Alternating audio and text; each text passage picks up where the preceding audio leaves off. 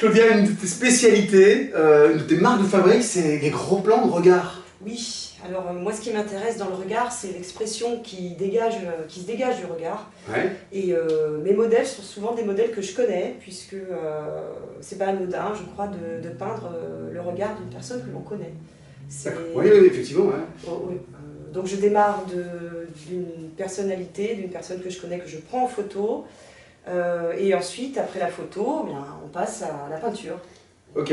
Et donc, tu disais que tu passes sur PC, enfin, tu traficotes un peu la photo. Voilà, je regarde la photo, je fais ressortir les différentes valeurs de la photo. Tu contrastes un peu plus, je donc contraste, ouais. je recadre, et ensuite je passe à la toile, où là, j'oublie complètement, on va dire, la couleur de départ des yeux, puisque je fais quelque chose de très personnel, où là, on peut avoir des regards de toutes les couleurs. Ouais, on va voir, c'est une patte très perso. Voilà. Mais on retrouve le regard d'origine, il est là toujours. On retrouve le regard d'origine et les couleurs apparaissent un peu comme une évidence par rapport à la personnalité du modèle, puisque...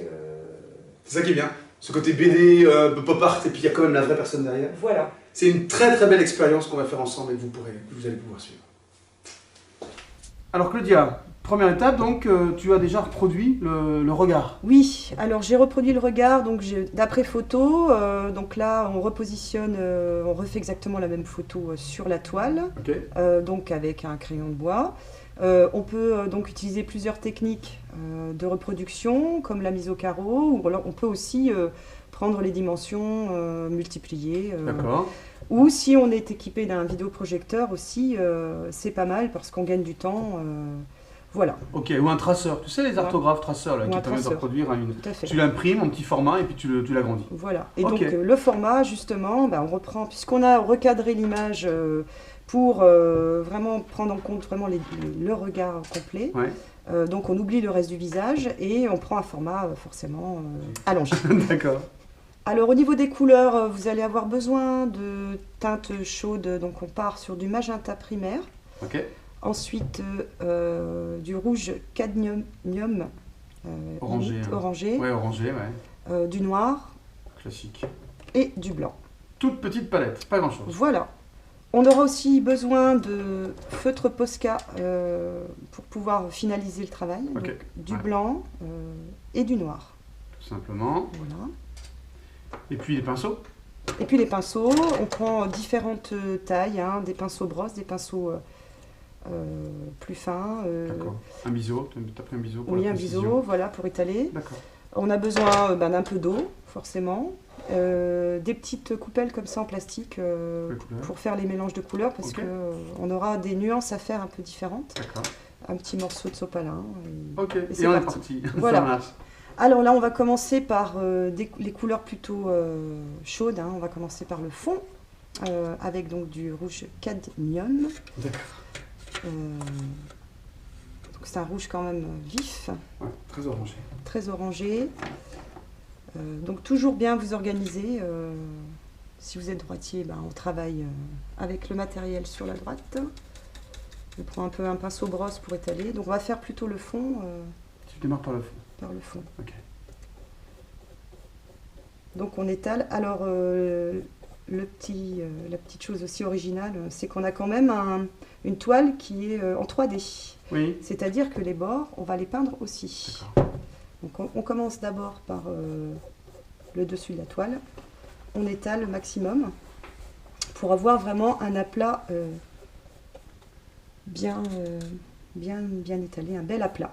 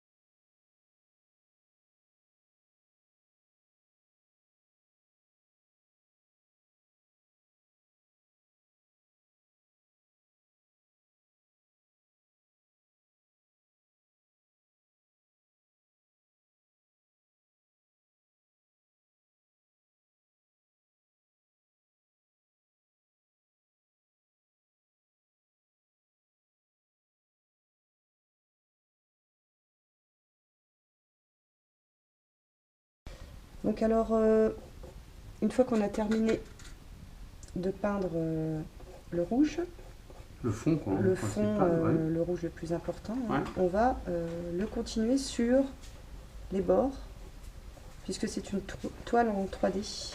Donc tu prolonges le dessin, c'est ça? Donc je prolonge sur les côtés. Tu as prolongé, ouais, ok. Alors on termine, hein, surtout bien étalé. Et ensuite, des beaux aplats. Des beaux aplats. Et alors, comme vous pouvez le voir ici, je vais poursuivre. D'accord, tu as prolongé les traits. Voilà, j'ai fait les traits hein, sur les côtés. Et ça va donner du volume à votre toile. Donc c'est plutôt une toile qui n'est pas encadrée sur la fin. Ouais, ce serait dommage là. En fait. Voilà, puisqu'on voit sur les côtés la finalité du travail.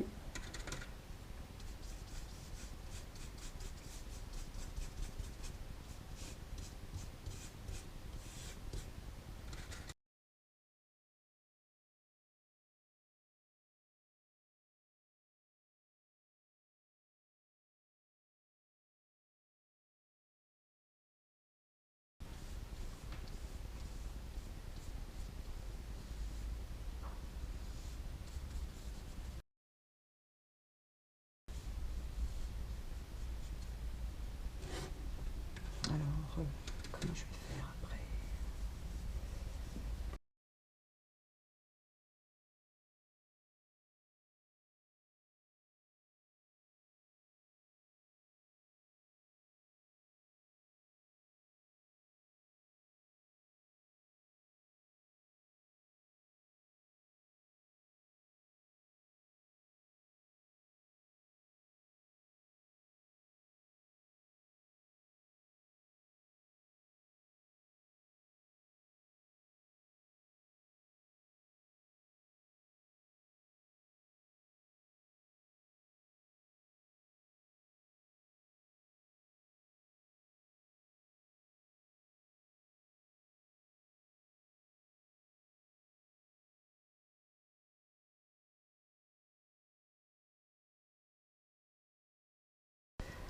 Alors là, on va prendre du magenta que l'on va mélanger un petit peu avec le rouge cadmium.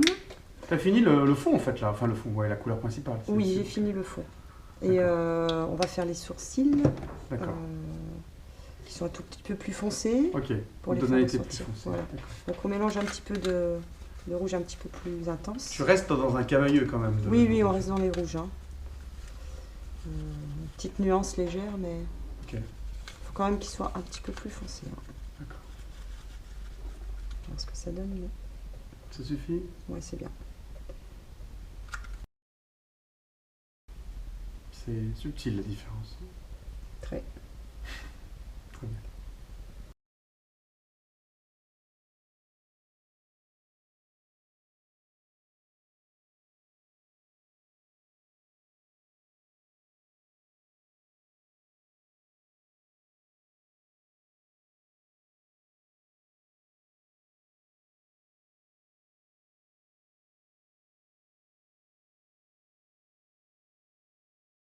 Alors une fois qu'on a fini les teintes rouges, on va travailler différents gris. Donc on va les préparer à l'avance.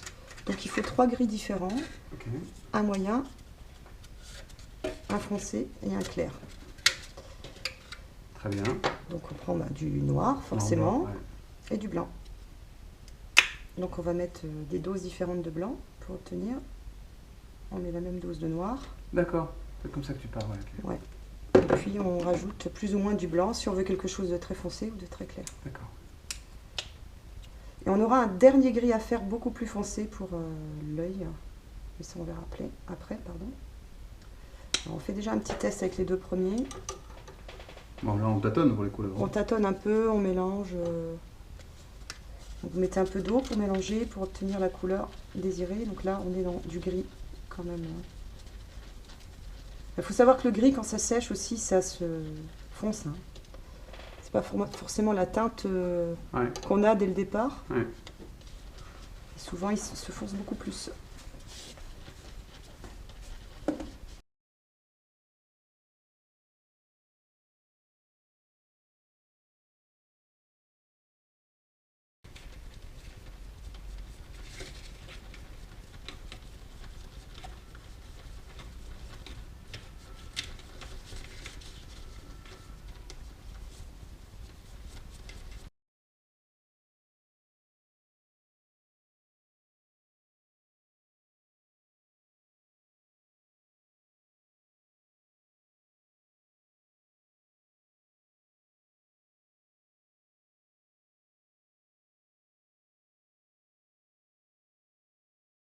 je rajoute un petit peu de noir pour foncer un peu plus le dernier.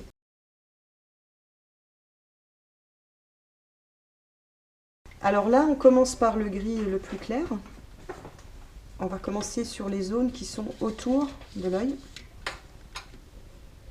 Donc la pupille.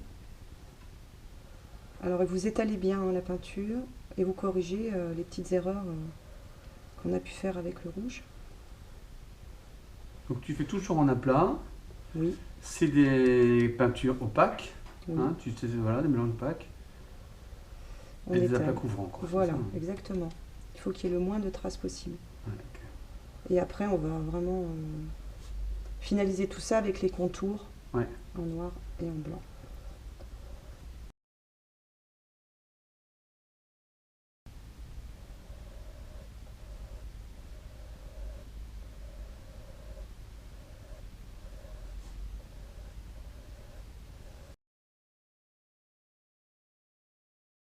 Alors là, on va repasser pour faire apparaître les cils qu'on avait recouverts.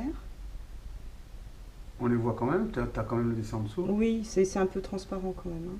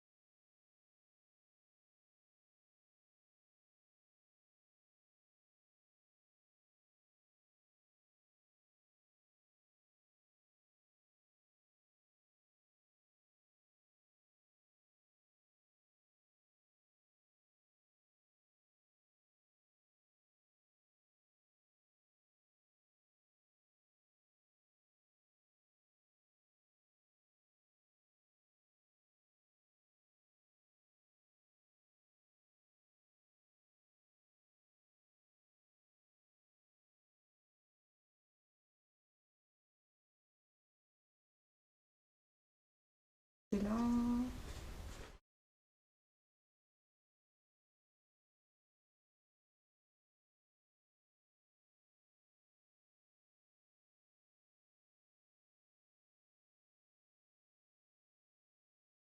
Alors là, on va prendre le gris le plus foncé pour faire au-dessus des yeux. Et on terminera, on séchera ensuite au sèche-cheveux et on terminera avec un gris plus clair.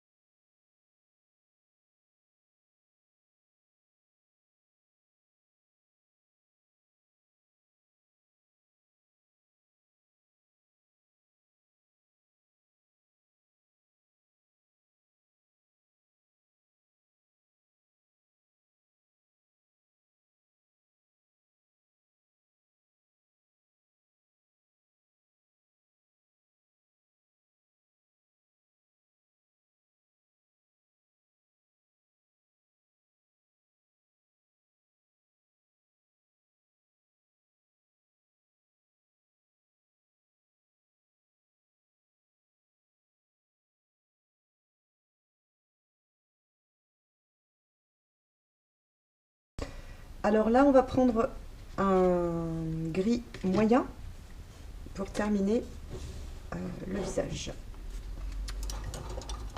Donc on a un petit peu séché au sèche-cheveux. Ouais, on a triché. Puisqu'on va repasser un peu sur le gris foncé. N'hésitez pas à passer une deuxième couche quand vous voyez des traces. Hein, vous laissez bien sécher. Et vous repassez à nouveau une deuxième couche. Donc là, je vais redonner un petit peu de dynamisme à la forme en mettant un petit peu de gris plus clair.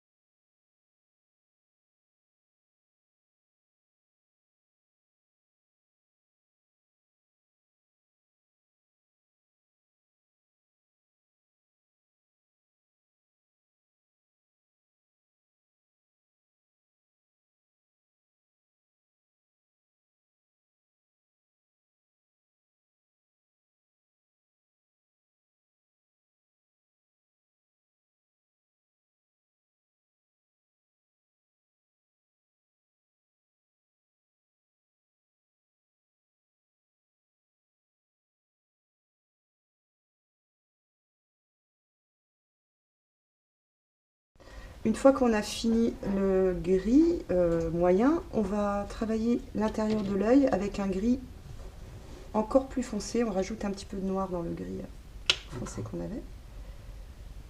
Et on aura presque terminé la couleur.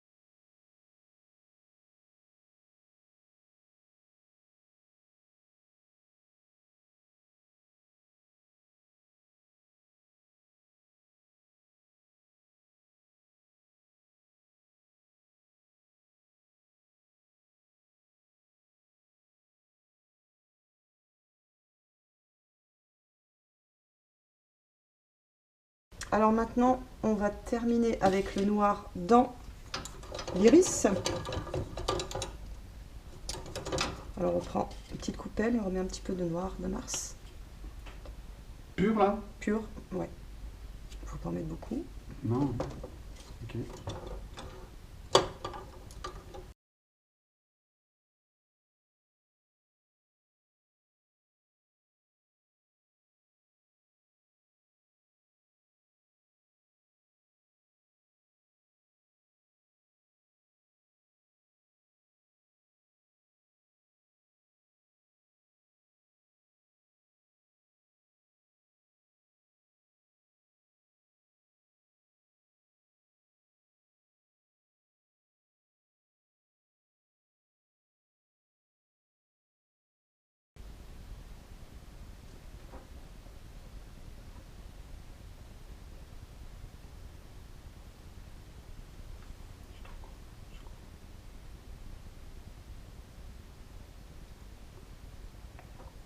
Alors voilà, maintenant on a mis les couleurs. Et on va finaliser le travail en faisant des contours avec un feutre Posca assez épais quand même. D'accord. Ouais, c'est de l'acrylique, l'acrylique en C'est fait. de l'acrylique, voilà, toujours. Et ça va tout changer, ça change Et tout ça va faire ressortir toutes les formes du Ouais. visage, Ok. enfin du regard.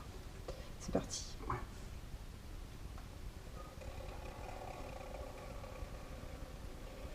L'avantage du feutre Posca, c'est que c'est quand même très pratique Ouais, c'est- par rapport à un petit pinceau. Enfin, moi, le jour où j'ai découvert ça, ça a été Bah ouais. une Ouais, j'adore libération. aussi utiliser ça. Ouais. Alors, vous pouvez faire des contours plus ou moins épais, hein.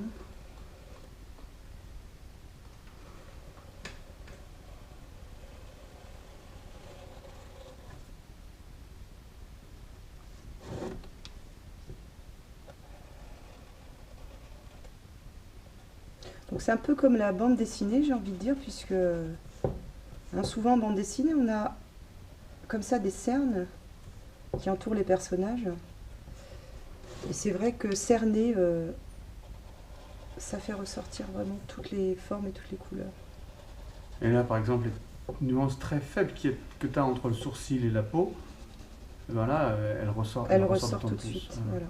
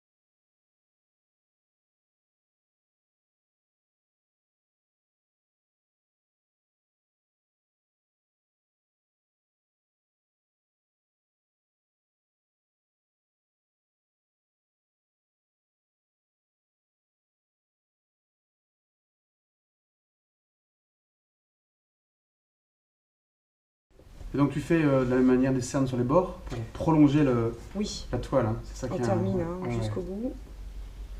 Et puis comme ça, on masque aussi les petites erreurs. Exact. On triche un peu, hein. Puis ce qui est sympa, c'est quand vous l'accrochez au mur, ben, vous voyez Ouais, c'est bien. Faut surtout pas encadrer ça. voilà, C'est un comme tableau, on ne voit pas forcément tout le temps de face. Et donc sur un mur, même coloré ou un mur blanc, ça ressort. ça. Ouais.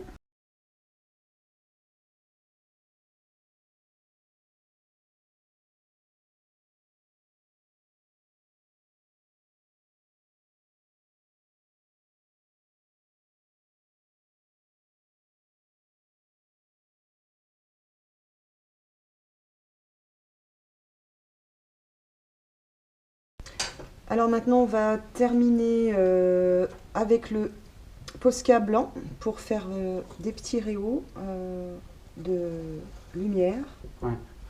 qui vont faire ressortir aussi toutes les formes. Donc il ne faut pas en mettre partout,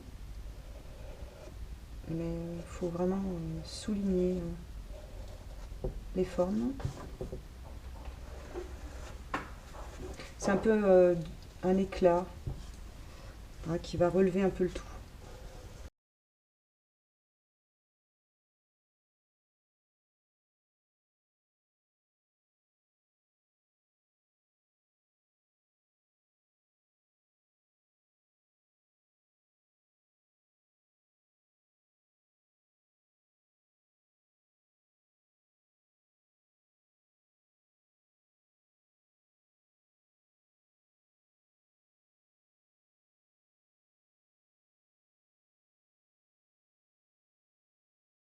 Dernière étape, Claudia, Et oui, importante, la la signature. signature. Alors moi, c'est Claudia, tout simplement, dans un petit coin. Ça marche. Claudia, c'est superbe. Merci. C'est dit Claudia Porcu, magnifique, très interprété, mais on voit quand même le visage, le regard. Le regard. En fait. Oui, alors on part vraiment d'une photo réelle, hein, Mm. d'une vraie personne, et puis évidemment après, bien c'est des couleurs qu'on va choisir, qui vont être hors réalité, hein, Voilà. puisque des fonds rouges, voilà, des yeux gris, ça existe, mais peut-être pas. Pas cela. Pas Ce cela. qui est bien, c'est que tu restes donc, pour limiter la prise de risque, tu restes dans une gamme très courte, Oui, avec des camélieux. Comme ça, on a plein de dégradés, Voilà. on a une interprétation, voilà, toujours intéressante. J'aime beaucoup, beaucoup le travail. Et puis la finition, le Pascal, le le feutre, feutre acrylique, encore une fois, qui rehausse le tout. qui fait pas tout, mais qui fait beaucoup, Voilà. beaucoup. Et puis j'ai envie de dire, les lignes du regard, bon, bah, les cernes ou même les petites rides, on les utilise et on les embellit puisqu'on les agrandit et on donne au regard un peu plus d'intensité. Excellent. N'hésitez pas à repasser sur les aplats pour avoir les aplats parfaits, parce qu'il y a Voilà. certaines couleurs acryliques qui sont plus transparentes que d'autres. On peut se C'est pas lié à la qualité, hein, c'est bien la la quantité. caractéristique voilà, du pigment et la quantité. Voilà, et puis voilà, c'est tout. C'est tout. À vous maintenant, vous avez donc le regard d'origine qui est proposé, l'esquisse initiale, le résultat, toute la vidéo avec Claudia. N'hésitez pas à repartir d'autres regards, partez sur cette ligne artistique-là et à vous de travailler maintenant.